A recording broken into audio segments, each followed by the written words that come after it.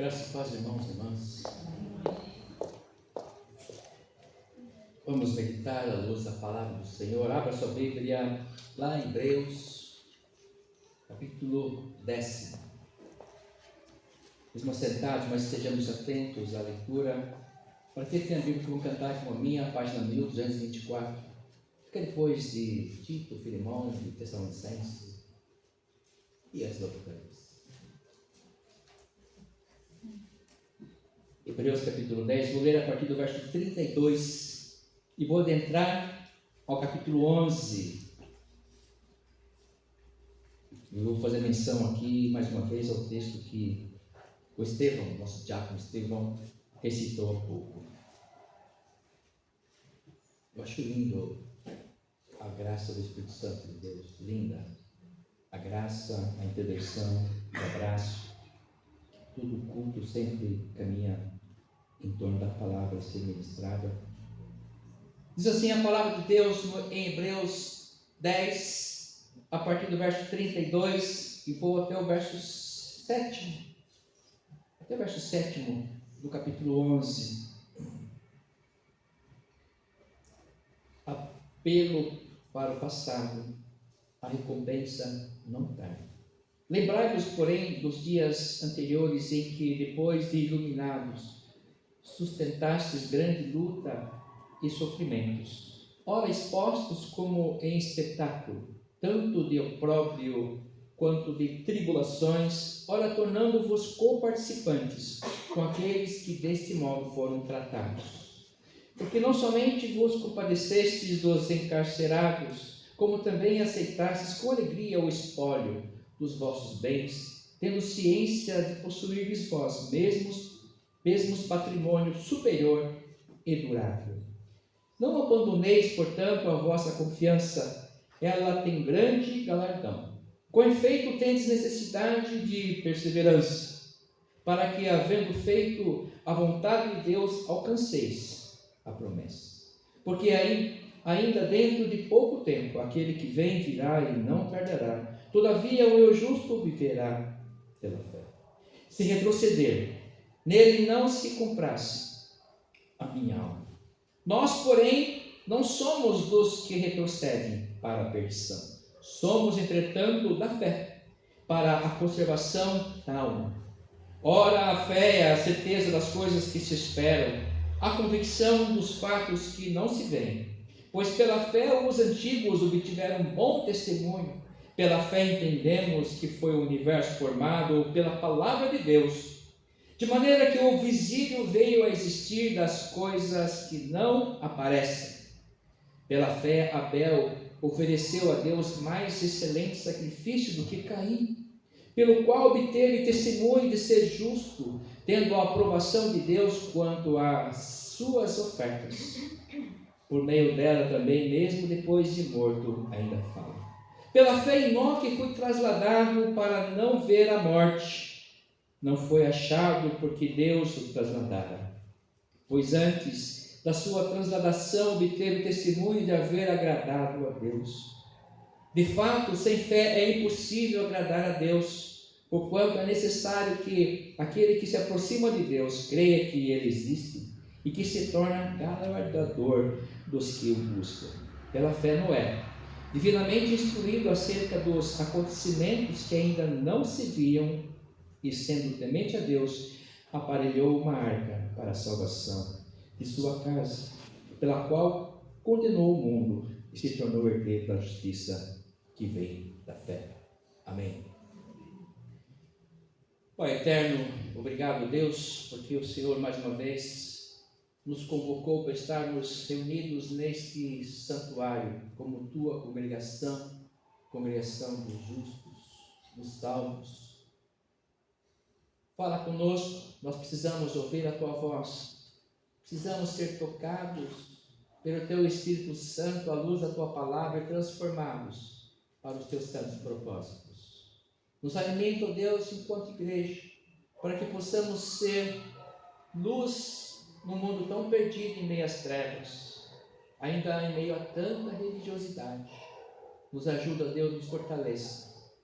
Nos traz cada dia mais a tua graça, o teu poder, e possamos ser audazes na proclamação da tua palavra, no nosso testemunho. Senhor, nos abençoe. É a nossa oração de gratidão e súplica. No teu nome, Jesus, o nosso querido bom pastor. Amém.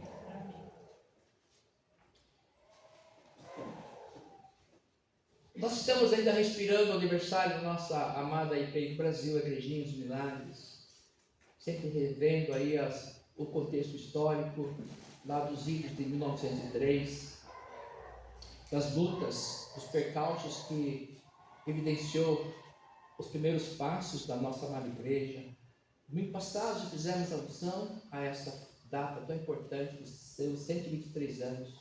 Na sexta tivemos o culto abençoador do presbitério também, lá na IPI de Cipava, na pregação da Reverenda Adriana. E nós precisamos sempre refletir um pouquinho da história do povo de Deus e da nossa história particular, a IPI do Brasil. Nós não podemos nunca desmerecer a nossa história. Eu, como historiador, não posso pensar assim jamais, mas precisamos conhecer a história. O próprio Deus sempre fala assim, lembra meu povo, que eu tirei vocês. Às vezes o povo começava a reclamar, a murmurar, a lastimar e a querer brigar com Deus, e assim, de onde eu tirei vocês? Lá do Egito. Ficaram muito tempo lá. Então o Senhor sempre pede para a gente voltar à história e vermos o quanto nós somos. Se fomos e somos abençoados, endosseremos se assim mantermos a nossa fé, olhando para Ele. Mas sabemos que em toda a história do povo de Deus, na história da nossa igreja, nem tudo foram flores, pelo contrário, muito medo, Enfatizei bastante isso na nossa última mensagem. Muito medo daqueles que fizeram parte de um novo começo. O começo, o diferente, sempre nos assusta. Se é uma coisa que nos instiga e nos amedronta, é a insegurança. Isso nos desestabiliza fisicamente e emocionalmente. Se nós não nos sentirmos seguros, nós estamos esmiuçados emocionalmente, e aí somos porta de entrada para muitas enfermidades da alma. E é aí que vem em cima do pânico, depressão, etc. A ansiedade. A ansiedade é uma doença que poucos de nós não têm hoje. Você já enfrentou situação difícil? Situação que até achava que estava correndo o risco de não sobreviver naquela situação, luta dura, terrível, muito sofrimento, tendo quase a certeza de que pelo menos a maioria já viveu sobre isso. Tenho quase certeza de que a maioria de nós já viveu esse momento.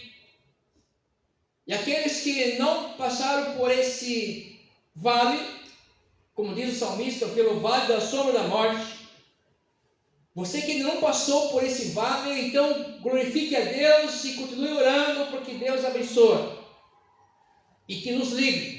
Aqui já lembro do apóstolo Paulo, que ele falou assim: Senhor, eu não peço riqueza, mas também não peço a pobreza, que é uma nuance natural da vida humana.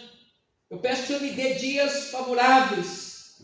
Ou seja, um homem que era próspero antes de conhecer a Cristo, mas depois teve sua vida transformada. O Senhor sustentou o seu ministério, sim, mas teve momentos difíceis, sim, de tristezas, apedrejamentos, pedras, pauladas, e teve que correr bastante muitas vezes. Tinha uma vida muito fofa enquanto líder judaizante, religioso, duro, justo ao extremo naquilo que ele acreditava, só que estava num caminho de inferno, perdição, apesar de muito religioso. Mas quando ele se encontra com Cristo no caminho de Damasco, a sua vida mudou, se transformou, e aí ele começa a conhecer uma outra perspectiva da vida, de que a vida, ela nos proporciona muitas coisas boas e algumas não tão boas, algumas experiências. Mas, queridos, de qualquer forma, uma coisa é crucial. Nós precisamos viver pela fé em Cristo Jesus, o nosso Senhor, buscando nos manter como justos no seu maravilhoso caminho. O justo aqui, se você não sabe ainda o que é ser justo, você precisa então orar mais. E ser justo não é ser o guardião da lei. O ser justo é você estender a mão e abençoar teu coração, pronto a abençoar o outro. É praticar a justiça de Deus, não a nossa justiça. Ser justo é aquela pessoa que vai ser lembrada nas horas difíceis de alguém. É alguém que eu possa encontrar guarida, apoio. Alguém que vai me mandar mensagem, alguém que vai me ligar, alguém que vai me procurar para um conselho. Isso é a justiça de Deus. A justiça de Deus está expressa no Sermão do Monte de Jesus lá, Mateus 5, 6 e 7. Feliz aquele que chora com os que choram. Essa é a justiça de Deus. A justiça de Deus, ser justo não é ser rico, próspero, saudável. Essa é a conotação religiosa de um mundo perdido em sua própria religião, de uma religião que não conhece o Senhor da religião, que é Jesus Cristo, que fala assim: olha, tome a sua cruz, me siga, vem comigo, você vai ser abençoado, a minha presença não te faltará, o Senhor é meu pastor e nada te faltará. Ele não vai te faltar. Ele muda a perspectiva para nós vivermos pela fé, não sobre a lógica humana, a lógica desse sistema econômico que tem adentrado as igrejas. E nós precisamos produzir mais e mais. Em primeiro lugar, querido, não dá para vivermos sem fé. O autor aqui do texto que nós lemos, dos Hebreus, desse texto nos diz que, sem rodeio, que sem fé é impossível agradar a Deus. Agora a pergunta que eu vos faço, que você já sabe de cor, mas será que sabe na prática, o que é ter fé? O que é viver pela fé? A palavra me diz que é a certeza das coisas que se esperam, a convicção de fatos que não se veem. Então eu não vejo, mas eu creio. Pastor, isso não aconteceu, mas eu creio. E quando eu falo assim, eu lembro já de uma pergunta que uma pessoa fez a Calvino, que Calvino teceu grande parte da sua teologia, a chamada teologia pública. Nós estudamos no pós-graduação. A teologia pública de Calvino é a teologia em que o ser humano, nós os crentes, vivemos a graça de Deus em meio à população, às pessoas. E aí, ele conversando com um irmão, ele falou assim: olha, aquele jornaleiro, a pessoa já interviu, falou assim: ele é da sua igreja? Ele falou: ainda não. E o açougueiro: ainda não. Ou seja, ele tinha um olho da fé. Ele sabia que ele dava o seu exemplo, o seu testemunho, proclamava o Evangelho de Jesus para quem? Para todas as pessoas. Ele era o justo do seu tempo. Ele vislumbrava uma política atuante nas cidades. A luz do Evangelho seria perfeita, seria a nova terra, o novo céu, que será estabelecido depois de nós acabarmos com isso aqui, com o planeta. Nós teremos uma nova terra, um novo céu, segundo a escatologia, a palavra de Deus, profecias, que vai se cumprir, está se cumprindo. A Europa pegando fogo, o nosso sul mergulhado em enchentes, terremotos, chega até nós os abalos sísmicos, etc. Nós estamos enchendo a nossa atmosfera de dióxido de carbono e achamos que é tudo certo, que eu como crente não tenho nada a ver com isso. Nós estamos acabando com a terra que Deus criou e disse que era boa. E achamos como crentes que não temos nada a ver com isso. Às vezes eu penso que o Greenpeace faz muito mais o nosso trabalho como crente do que nós, vindo de uma igreja todos os domingos com a Bíblia na mão. Mas a palavra de Deus fala assim: mas como assim, pastor, viver pela fé? Uma coisa que temos que colocar no nosso coração, coloque no seu coração hoje, a partir de hoje, põe essa palavra no seu coração: perseverança. E Paulo tem uma teologia maravilhosa sobre perseverança. Tanto é que a teologia reformada se detém um bom tempo sobre essa perseverança. A perseverança de todos os crentes. Aqui nós começamos a elencar aqui, depois você continua lendo na sua casa a partir do verso 8 do capítulo 11 de Hebreus, que pela fé o que os patriarcas fizeram e outros grandes servos de Deus fizeram pela fé. Foram homens que tiveram uma vida fofa? Não. Tiveram tudo o que queriam? Não. Mas foram perseverantes, atuantes no reino de Deus. E foram abençoados e foram salvos, receberam a coroa da vida, pela coroa real do Salvador. Nós precisamos voltar, então, a pensar naquilo que ordenou a nossa igreja, aquilo que formatou a nossa igreja, pela coroa real do Salvador. Nós temos que colocar isso a cada dia. Levantamos para fazer nosso cafezinho do Valdo, para varrer nossa calçada, e já pensando pela coroa real do Salvador, somos felizes, dando graças e buscando ser justo mais um dia. E agradecendo a Deus por tudo, porque pela graça nós temos vida, pela graça Ele nos sustenta, pela graça podemos nos alegrar, mesmo enfrentando as nossas lutas, os nossos problemas, e isso vem de acordo com a nossa relação com Deus. A perseverança é algo hoje muito em falta na vida das pessoas, de modo especial no relacionamento que nós temos com o Senhor, em manter a obediência em meio às lutas, ou mesmo com uma vida tranquila. Perseverança. Pastor, estou enfrentando muitas lutas. Perseverança. Pastor, a minha vida está tranquila. Perseverança. Continuo adorando a Deus, porque a tentação de que se a vida está fofa é eu fazer outras coisas diferentes do servir a Deus. Não quero mais ouvir a palavra, porque está tão bem, acho que estou tão abençoado que eu preciso mais ir ao templo. Eu vou aqui contar um testemunho para os irmãos. Eu estava escrevendo um texto esses dias e lembrei que eu sou presbiteriano independente desde que nasci, pela graça e misericórdia de Deus. E uma coisa que me dá muito prazer é vir para o santuário, especialmente para a escola bíblica dominical. Sempre ganhei os prêmios da IBD, nunca faltava, desde criança, adolescente, jovem. Eu sei que tem um chamado desde que antes de eu nascer na minha vida, que só foi vir à tona depois de casado. Mas desde sempre a mesma obra.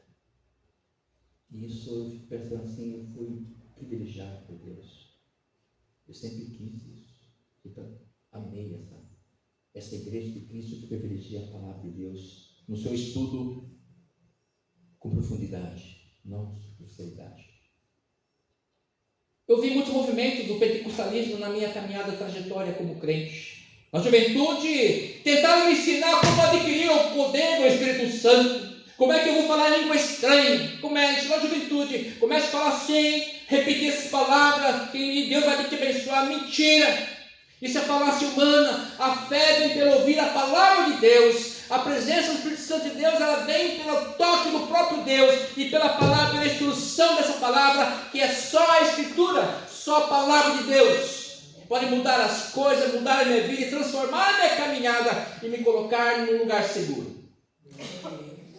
Não é festinha, movimentozinho, eventozinho que vai fazer com que as pessoas se convertam. Não é um encontro real com Cristo. Não é um número de pessoas que vai fazer com que os jovens venham para a igreja. Não, é um encontro especial com Cristo. É o toque da salvação. E eu desejei sempre isso e continuo desejando. E eu falo para você, não se afaste. Continue servindo a Deus. Só que mesmo que seja em sacrifício vivo, da sua vontade, da sua família, sacrifício vivo para adorarmos a esse Deus, porque Ele não tarda, Ele é o alfa e o ômega, o princípio e o fim.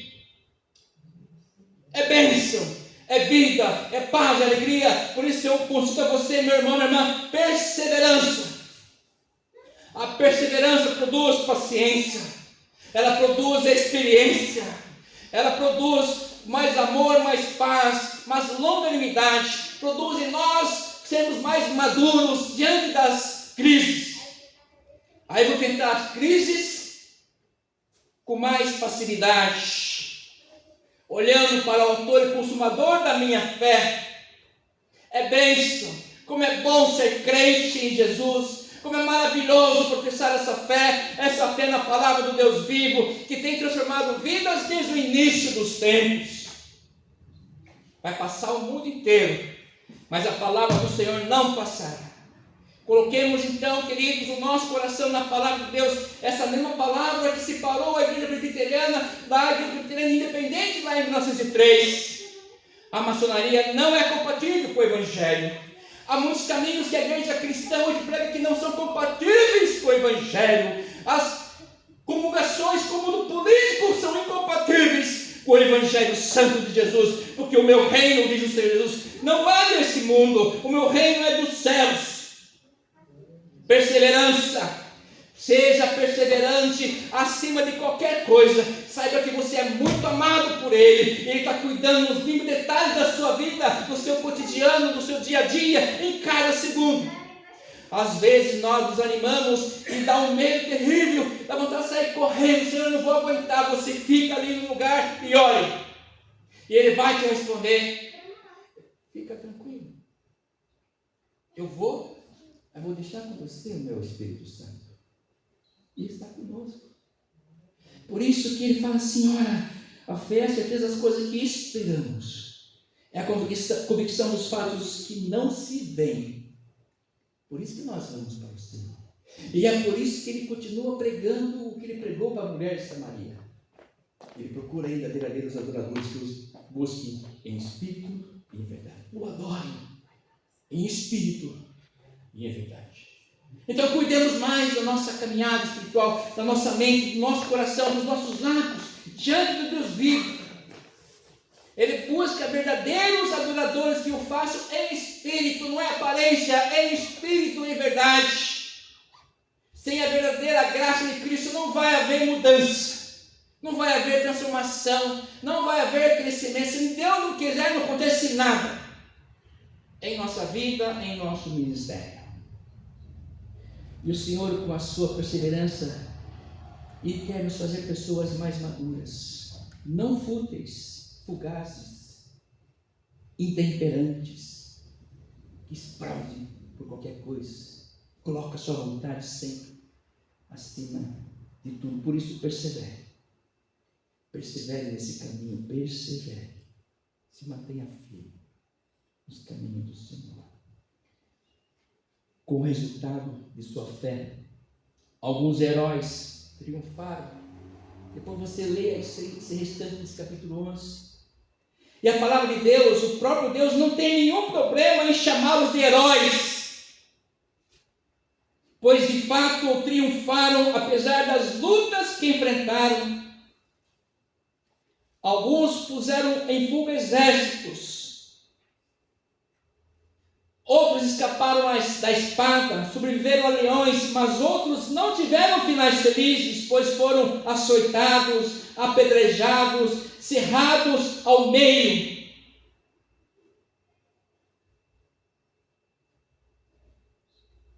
Por amor à palavra de Deus.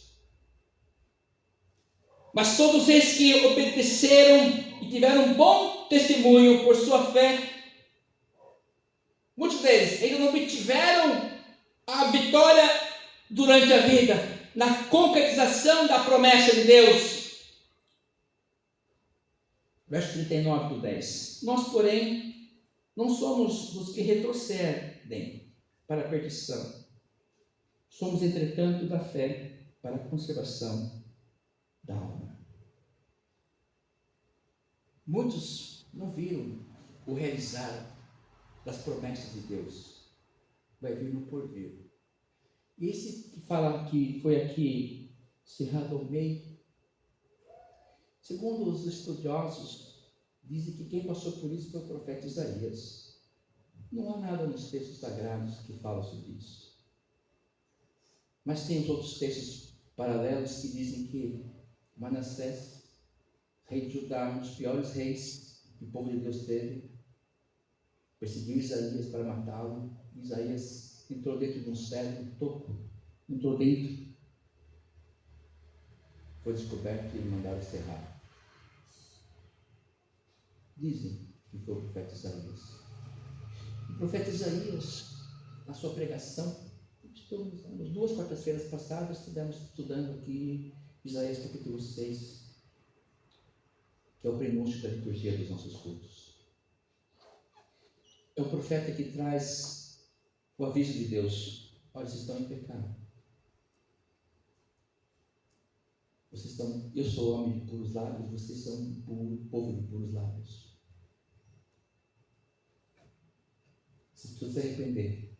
E daí nós conhecemos a história que o povo não ouviu a mensagem e foi tomado como cativo a Babilônia. E só no capítulo 40, 41 diante que o Senhor restaura depois a volta desse povo depois da reconstrução do templo. Profecia. Então tem coisa que nós vamos passar por conta do pecado. E a palavra de Deus vem aqui, nesta carta aos Hebreus, a nos animar, não desanimar, de que nada é em vão, mesmo os sofrimentos que nós vivenciamos hoje é para a honra e glória dele. Perseverança, apesar do que aconteceu. Perseverança. Tem muita gente iludida nesse mundo. Tem gente que vem aqui, que o Senhor já me mostra, isso não vai ficar. Que ele vem aqui buscando mais uma alternativa econômica. Bem-estar social. Isso aqui não é. A igreja de Cristo não é para isso. A igreja de Cristo é para promover o reino de Deus. É para buscarmos a santidade. É para buscarmos a purificação. É para buscarmos o progresso do reino de Deus. É para nós olharmos para o próximo como a nós mesmos. É para nós amarmos o próximo como a nós mesmos. É nós estendermos a mão. Eu quero saber como você está, meu próximo. Eu quero o que posso fazer para você. Não um povinho ridículo e egoísta, que não conversa com ninguém, toma suas decisões e chuta todo mundo. Ainda fala que é crente. Nos seus projetos pessoais pode ser. E nós recebemos a palavra, ele fala assim, seja perseverante no amor, insista no amor. O terceiro aspecto, uma vida de fé não se encaixa em uma fórmula fácil, porque o nosso mundo é muito cartesiano, muito palpável, material. Às vezes nos leva à vitória e ao triunfo, é verdade. Às vezes exige uma determinação corajosa para aguentar até o fim. Verso 37, porque ainda dentro de pouco tempo, aquele que vem virá e não tardará, todavia o meu justo viverá por fé. Então segura a onda. Aguenta aí que o Senhor vai vir e agir com mão forte. A boa obra que ele começou, ele vai terminar. É a palavra de Deus para nós. O fundamento da nossa fé está sobre a convicção de que Deus tem o controle final em nossa vida. Hoje ou no porvir. Como disse aqui, muitos vão receber a promessa no porvir, o celeste porvir. Vamos pedir sempre ao Senhor, Senhor, dá-me uma fé que confie em Ti. De todo o coração. Isso nós podemos fazer, porque a fé tem duas maneiras de nós adquirirmos. Primeiro, Deus dá a quem Ele quer, e a outra é nós pedirmos também. Então, se Ele dá porque Ele quer, vamos pedir. E a outra também, a palavra de Deus, ela nos enche de fé. Eu olhando para isso. E eu creio que na caminhada da igreja, especificamente da Igreja de Cristo, e especificamente ainda mais a IPI do Brasil, que completou aí 103 anos, da qual nós fazemos parte, e que os prognósticos não são tão bons em relação a outras denominações e comunidades. Mas uma coisa a gente precisa sempre olhar para obedecermos a Deus e fazermos o nosso melhor no reino de Deus, enquanto igreja, proclamarmos o seu reino, testemunharmos, não apenas nos reunirmos dominicalmente buscando benefícios, refrigérios, tratamentos, curas. O exercício da igreja é um exercício cotidiano, a cada dia. É acordar esperando Jesus, agradecendo, e pedir menos.